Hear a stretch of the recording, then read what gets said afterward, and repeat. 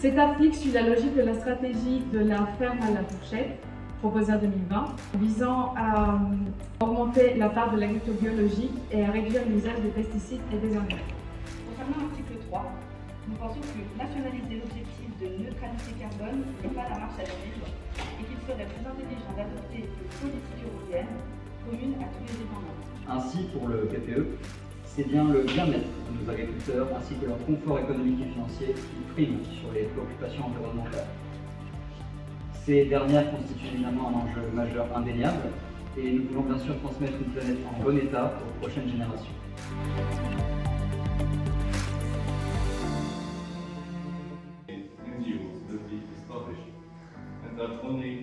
This change is only possible through a global and multilateral effort that guarantees the rule of law, human rights, and the well-being of all people, leaving no one behind.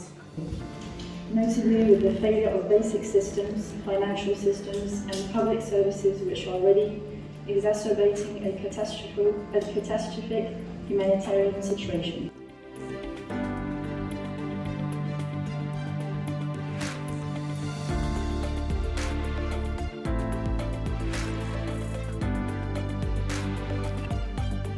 Donc le programme SIM, développé par les ateliers ludosophiques, en fait, c'est un dispositif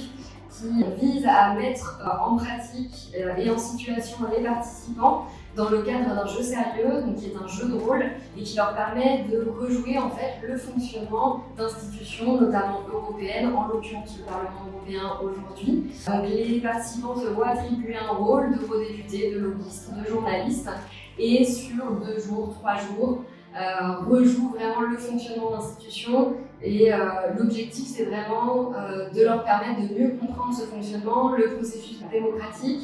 la façon dont sont prises les décisions dans ce cadre-là et de leur permettre également de mettre en pratique des compétences telles que la négociation, l'argumentation, de créer des alliances, de se positionner et de défendre leurs intérêts pour modifier le texte de règlement européen qu'on leur a soumis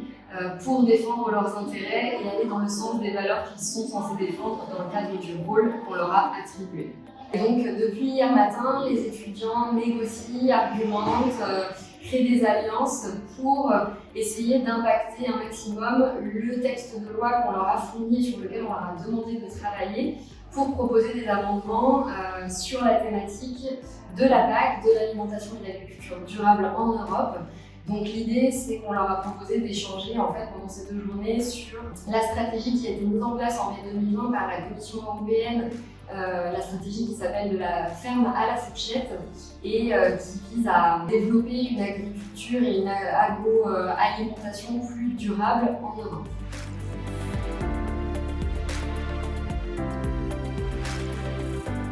Eh bien, je suis Claude Chastanier, je suis le directeur du master négociation de projets internationaux et pays, pour lequel ces jeux de négociation, de simulation de négociation sont mis en place. Et j'ai pensé que c'était vraiment une excellente opportunité pour nos étudiants à plusieurs titres. D'une part parce que la formation à l'université, ça reste quelque chose d'assez abstrait.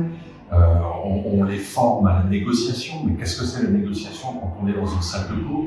Et donc là, il y avait une opportunité de mettre en place de façon très concrète les outils, les théories, les techniques que nous voyons ensemble en cours. Et puis, il y avait bien sûr un deuxième aspect, c'est la nature même de ces négociations, qui ne sont pas des négociations commerciales, et qui sont plutôt des négociations politiques, diplomatiques, et qui leur permettent de toucher du doigt la réalité politique qui nous entoure, en l'occurrence le Conseil de sécurité, la Communauté européenne, le Parlement européen, qui sont des institutions peu connues, souvent mal comprises, souvent critiquées pour leur lourdeur, pour leur côté très rigide dans leur mode de fonctionnement. Et là, on a la possibilité de faire comprendre de façon très concrète à nos étudiants comment ça fonctionne, à quoi ça sert et pourquoi il faut à tout prix les préserver. Et je crois que les journées tragiques que nous vivons actuellement en sont malheureusement l'illustration très concrète.